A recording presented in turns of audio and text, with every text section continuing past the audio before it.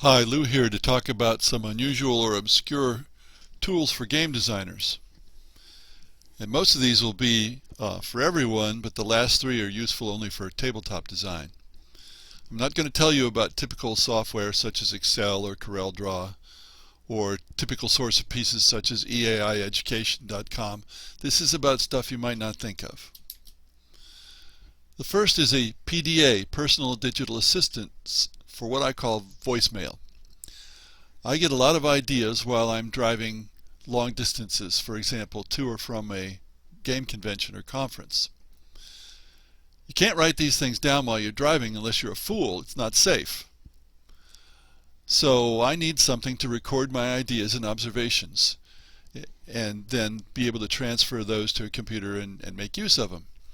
Cell phones tend to be too fiddly for voice recording. There are too many buttons to push and so on, although there may be exceptions.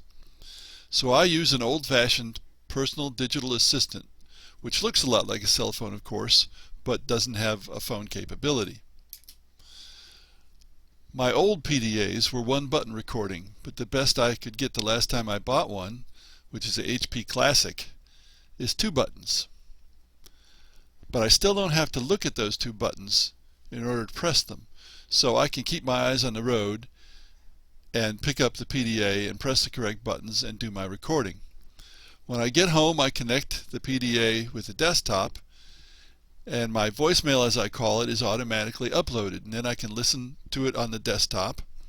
I can then type into info select or immediately do whatever it is I told myself to do.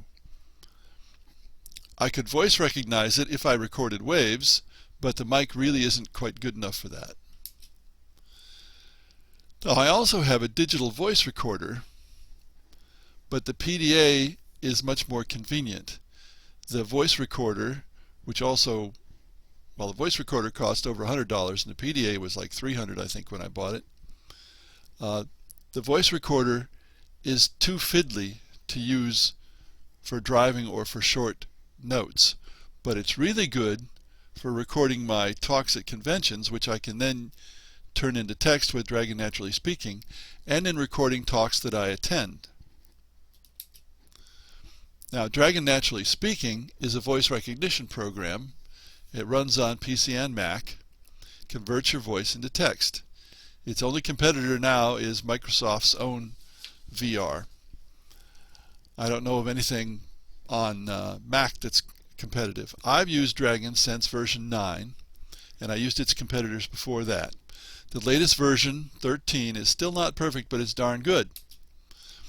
I also like 13 Premium, which is about $100 on sale, because it converts what I've recorded with the voice recorder, or anything else where I've recorded a good wave, such as with my smartphone, into text. I can take my game design channel videos like this one, save them as WAV files, and convert them into text.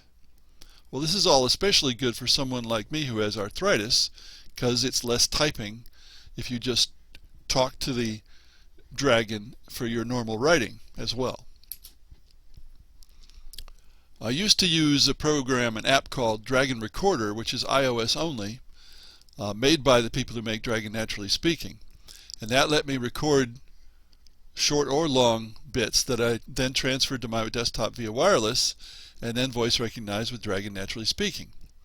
The mic in my iPhone 4 was excellent for this. Well, now I have a Droid Mac Max, and I use a recording app, and the microphone seems to be just as good. So I can take that, transfer it to the PC, which is very easy. I plug it in, and then I copy the files with Windows Explorer, and then I can do the voice recognition. So I can actually write something using my smartphone and turn it into text and then edit it, and there it is. Now, once again, the digital voice recorder can do the same thing, but it's not quite as convenient. If I'm away from home, I usually have my phone, but I rarely have the digital voice recorder. I can also record talks at conventions with the Android phone, but it's not nearly as good as the Sony voice recorder. Now we have software. Any note-taking program that syncs automatically with the cloud and ultimately to your PC. So you can run it on a smartphone or a small tablet, record information, have it turn up on a PC. I use the free version of Evernote, but the other software would do. During playtesting, especially early solo playtesting, I dictate to Evernote on the smartphone or a small tablet. When the game is finished, I sync it and it's on my PC. Now, there is voice recognition on smartphones and tablets. It's not as good as Dragon, but it's good enough for these kinds of notes. I've always found that a laptop is too big for note-taking during play, although I've used smaller keyboard devices. It's awkward to type on a typical tablet screen, so dictation is preferable. Unfortunately, the dictation doesn't work in a loud room or without Wi-Fi, so sometimes I do end up typing little notes. Now, why is Wi-Fi required? I think it's because the dictation processing is done remotely, not on the smartphone. So if you can't have it go up to the remote site and be processed and come back down, it doesn't work. Some things need more power than a smartphone can provide, and voice recognition requires a great deal of power. Now, you've probably seen people playing Yu-Gi-Oh! Or Magic, and often they have their cards in sleeves, plastic sleeves. That's to protect the value of the card, but I'm talking about using them for prototypes. I print my prototype cards on business card stock that I can get at Staples and so on, using a word processor, and then I slip the cards into the sleeves. The business card stock provides rigidity, and the sleeves make it easy to shuffle and to hold the cards in your hand. And also, I have a lot of sleeves that have artwork on them rather than just a solid color, which I bought very cheaply online, and that helps attract people to play the game, oddly enough, because the cards look cool. If I want to change one card, I found that I need to edit the text. I can print just one on ordinary paper, cut it out, and put it in the sleeve on top of the old version of the card. So that works quite well for me. The cards are not very big, so you can't get a lot on them, but that's good too, because it holds down how much you want to put on the card, and it keeps the card simple. I have an 11 by 17 inch color printer. It's also a scanner and a fax and a copier, and this helps prototype maps be easier to put together. There's fewer sheets of paper.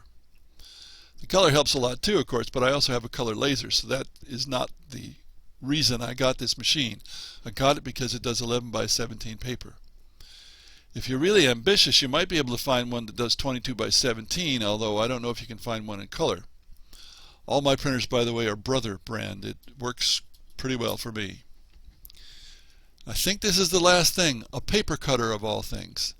I have a Westcott paper cutter that cuts through thick cardboard quite well. Well, most paper cutters do not. I specifically bought this one because it was supposed to do thick cardboard well, and it does. So I can make pieces with CorelDRAW, print them on my color laser, rubber cement them on the cardboard, and then cut them with the paper cutter. I used to do this with scissors, but that was literally a pain. When I got done, my fingers and thumb and so on would hurt. It's a lot easier and quicker with the help of the very formidable blade, titanium blade, a potentially dangerous blade on this paper cutter.